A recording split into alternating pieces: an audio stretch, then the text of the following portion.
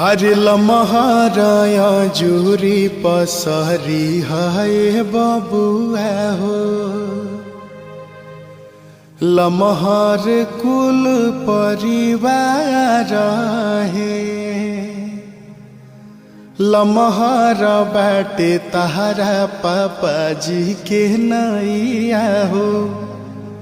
लमहर कुल खानदान है।